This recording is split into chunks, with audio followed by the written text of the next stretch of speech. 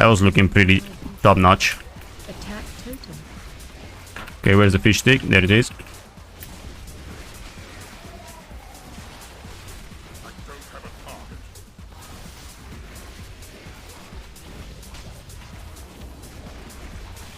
A company bought it for you. Oh, there's a version. There's a version of Herman Miller with Logitech as a gaming chair, and it's pretty dope as well. Holy shit! Look at that damage, boys.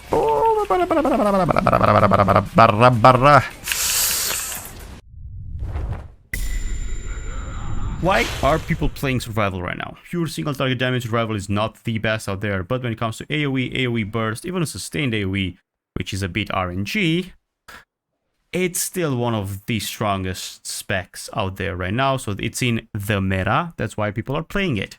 Simple as that. Want to be a meta slave, get invited in all the pugs, play survival, or warlocks, or, well, now monks soon, but whatever. I guess it was about damn time for survival to get a bit of a shining spot, since, I don't know, we haven't seen survival being viable, at least, for a long time. We're talking expansions here, not even patches, we're talking expansions. So, for all of you survival enthusiasts, RP punters, or hunters that don't like to be ranged, now is the time to play a survival. For, as I said, the majority of the content, they are shining in terms of damage. They have the same utility, like survival has pretty much the same utility as marksman or BM, maybe a bit more than marksman because of the pet stun and stuff like that. But in terms of damage, they definitely shine overall in Mythic Plus, and for some raid encounters as well. Pure single target, I wouldn't say is the strongest out of all the other hunter specs. All right, simple breakdown of the stats. As a survival hunter right now, you want main haste. You want around 30% haste or more, 30-35% haste.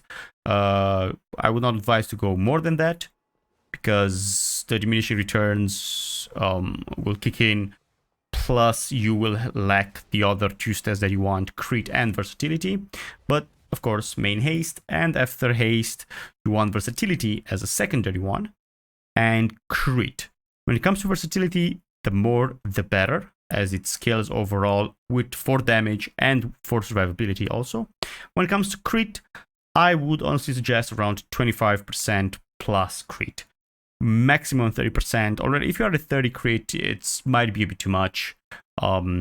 So less than that, around 25 plus, 26, 27, sweet spot. Other than that, haste main, as I said, and versatility.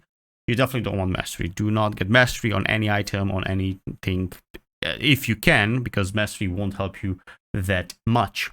The main covenant is Kyrian. You will always play Kyrian in many Mythic Plus and in single target situations as well. If you want more single target, or maybe you have a push group, or maybe it's a tyrannical week for Mythic Plus, and you want more single target, you can play Night Fae. So Night Fae is pretty viable as well. It's good on majority of the situations. Kyrian pulls a tiny bit ahead, but Night Fae can work as well. You can play Ventir Survival for pure single target in a raid environment. So if you are just having fun and you are facing a single target boss in a raid, for example, or if you are in a guild and they want to keep you as survival, even though most of the high-end mythic guilds will tell you to play something else for pure single target. But if they keep you as a Ventir in their raiding team, yes, Ventir for pure single target is the covenant to go. Other than that, still Kyrian or Night Fae. Pretty much Kyrian in Mythic Plus situations. When it comes to Kyrian Soulbinds, you will play at all times with Mechanicus. As potency conduits, you will play always with the Strength of the Pack and the Enfeeble Mark, the one that empowers your Kyrian ability. And you primarily play with Mechanicus for a faster resonating aura throughout dungeons or throughout encounters, which empowers you, empowers the group, and gives you a boost of overall damage and crit. Moving forward and talking about legendaries, of course, you will have Unity. You can put Unity on Oh wait, never mind. This is Unity for me. You can put Unity on any slot you want based on where you want to tier set or other things.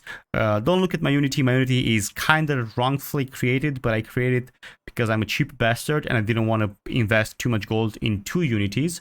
So my Unity is made in such a way that it's both good for Survivor and Marksman, since I swap around a lot between Survival and Marksman. But if you create Unity for pure Survival, you will put Haste Versa on it, and then for the Survival specific Legendary, you will definitely play with the Wildfire Bomb. The rotation for Survival, I always said that Survival, it's the hardest spec to min-max. It's not a hard spec to play, but when it comes to the Hunters in general, BM, Marksman, and Survival was the hardest to min-max. This doesn't apply that much in Season 3, now with the tier sets, because of the tier sets, and let me explain you why. And because now our rotation mainly focuses on using as many bombs and proccing as many bombs as possible from that big complex rotation that we had, kind of narrowed it down to spamming 2 buttons. And let me tell you why. Ideally, what you want to do is to apply and always have the surface thing applied on your targets, right? You apply it up and then you are sniping for bombs to keep it up. You will want to start already spamming kill command. Kill command is one of the most valuable spells right now for you, because you want to spam as many kill commands as possible and as fast, so you empower your bombs, as I said. If you have 2 bombs, don't be shy to use it. Always use 1 bomb so you don't have it on cooldown. But once you have only 1 available, don't use it unless you have it procced by the kill command. When you have it procced by the kill command, it's going to do extra damage, insane amount of extra damage, and it's also not going to use the charge. So the simple rotation for both single target and AoE, as I said, it's bomb, just to don't have it capped, and then kill command into, like, if it's procced, bomb into kill command, into kill command, into kill command. You can, of course, on multiple targets, throw in carve on cooldown, so you have extra bombs usage, and again, kill command into kill command. Oh, you get a proc. Oh, guess what? You do the bomb. Oh, another proc. You do another bomb, and now you wait, and now you wait, and do another carve. Oh, 2 bombs. Yeah, let's do another one. And you kind of get the deal. It's kind of like, especially on AoE, it's like 3 button spam, but the most important one are kill command into bomb proc, into kill command, into bomb proc, and so on. In between these windows, if you can apply Serpent Sting as much as possible and always keep it applied, you will keep the uptime on the Serpent Sting on multiple targets or on single target with the green bomb eventually. If it wears off, of course, reapply Serpent Sting. Kill command empowers also the Raptor Strike damage. Every 3 kill commands will give you the maximum stacks, 3 stacks of the Raptor Strike damage.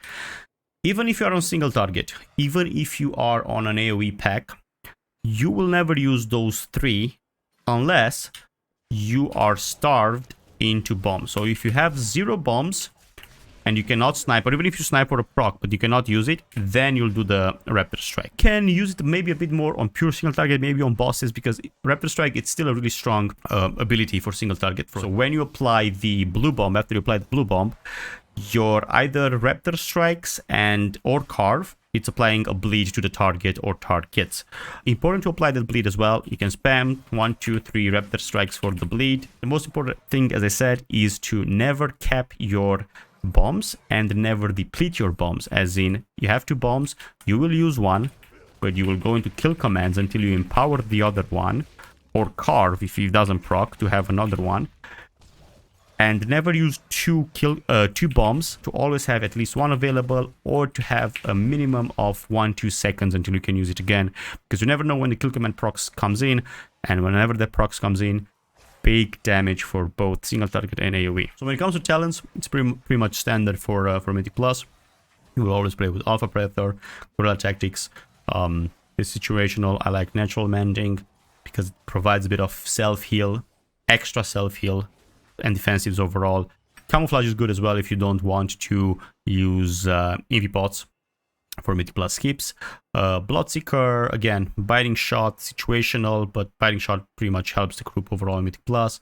Tip of the Spear and Wildfire Infusion. So this is your Mythic Plus build. For pure single target, you can change to Birds of the Prey and Mongoose Bite. Even on single target, you will still want to play around the bomb procs.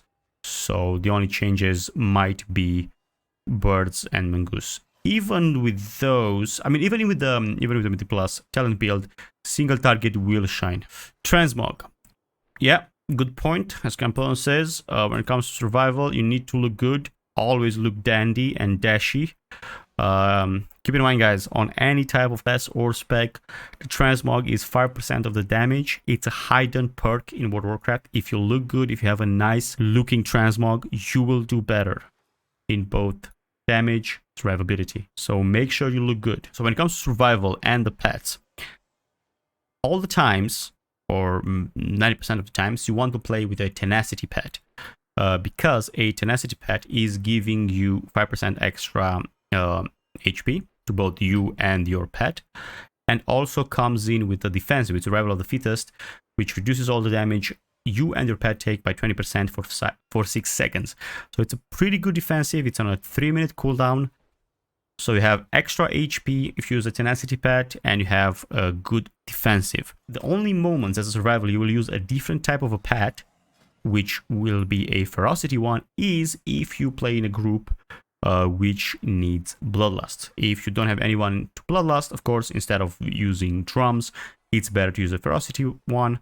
And then instead of having a survival ability, survival of the fittest, you'll have primal rage and you have a normal bloodlust like everybody else.